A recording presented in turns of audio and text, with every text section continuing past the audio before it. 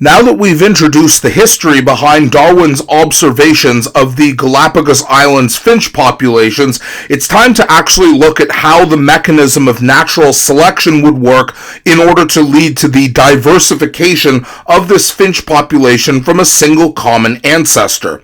Now, Darwin hypothesized that all of the finches indigenous to the Galapagos Islands shared a common ancestor, and this would ultimately be proven decades later with the assistance of DNA sequencing in order to show that the genetic history of all of the modern finch populations can indeed be tied to a now extinct common ancestor population. Now, the problem that this ancestral common ancestor population would have encountered is if they were all members of the same species, members of this ancestral population must have had to compete for the very limited resources that are available in the Galapagos archipelago. Obviously, when a population migrates from the much larger South American mainland to a small chain of islands geographically cut off, the food supply as well as fresh water and living space itself would be significantly more limited. Now,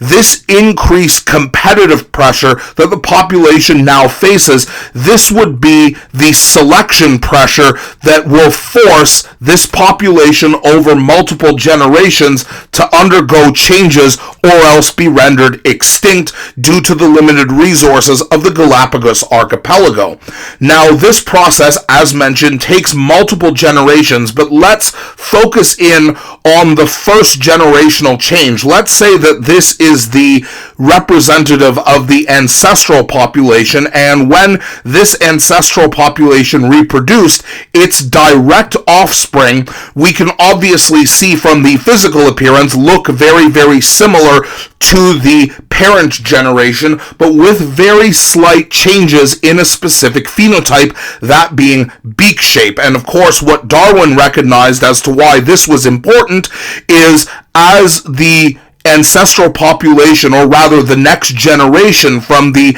ancestral population, develops slightly different beak shapes simply due to the difference in genetics between mother and father. The beak shape allows certain finches to find and acquire certain types of food more easily than other finches would, thereby leading to a gradual diversification. And these variations that become exaggerated over multiple generations make it easier for specific finch species with a specific beak shape in order to find specific types of food and therefore not have to compete for the same food supply that their literal siblings would. And if this change were to occur over multiple generations, we would lead to the gradual diversification of beak shape that we see.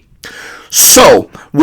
this is all possible, of course, because the offspring organisms obviously can inherit the beneficial characteristics that their parents presented, and this doesn't just apply to beak shape. We can see that certain finches actually gradually, again, over multiple generations of reproduction, adopt a different feather color that we see here. Now, obviously, feather color plays an important role in camouflage. So, for example, if the black-feathered finch species were nocturnal, that would make it very, very difficult for predators to be able to catch them versus the brown-colored ones that would be much more camouflage against brown sand or rock during the daytime, leading to diversification of not just food supply, but also the peak time in activity. And the result of this, of course, is that if different finches, which again all share a common ancestor, gradually over multiple generations evolve in order to seek out specific food supplies, this reduces the original selection pressure, that being the competition that was faced by the original finch population, whether it be from actually seeking out different types of foods or simply operating at different times of the day. We see that these descendant populations, which are now all distinct species from the original population, now no longer directly need to compete with each other, and therefore are more likely to survive and be able to reproduce, which is what we call increasing their evolutionary fitness. Now, it should be clarified here that this word is used completely differently when we talk about wellness and exercise science. Being the strongest or having the strongest endurance does not guarantee that a population has the greatest evolutionary fitness. In this case, the ability to, or rather, populations that have a higher degree of evolutionary fitness are simply more likely in order to do one of two things. Number one, they are more likely able to find food and therefore more likely able to get enough food in order to survive, but instead of doing so by being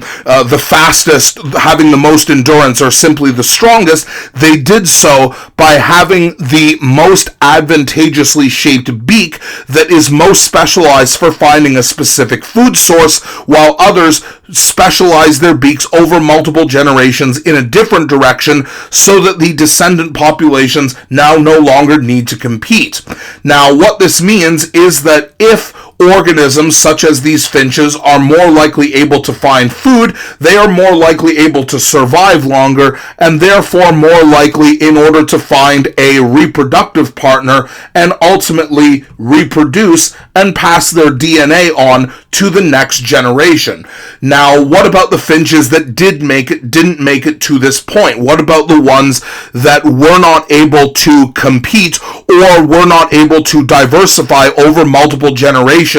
and therefore survive? Well, we can ask a relatively simple question. Can you reproduce if you're dead? Well, that answer would obviously be no. And this is where the stereotype that natural selection is a harsh process comes from, and it simply comes from the fact that all organisms use the adaptations that they are born with, that they inherit from their parents, in order to find food, find water, find shelter, etc., and find a mate in order to reproduce. And if organisms are not able to do that, they die, and their adaptations, such that they are, die with them. This is why the process of natural selection is also known as descent, because all organisms descend from a common ancestor.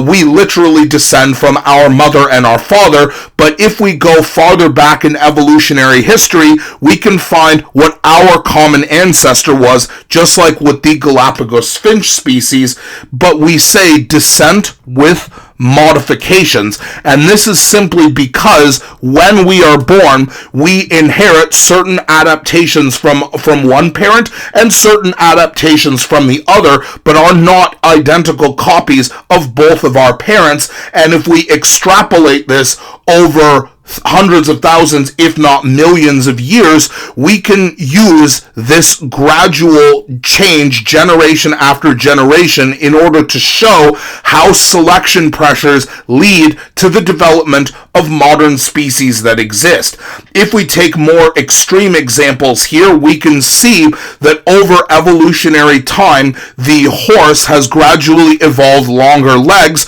which probably means that the selection pressure was an abundance of predators, because the more predators there are, the more evolutionarily advantageous it would be for the horse to be able to run fast in order to escape.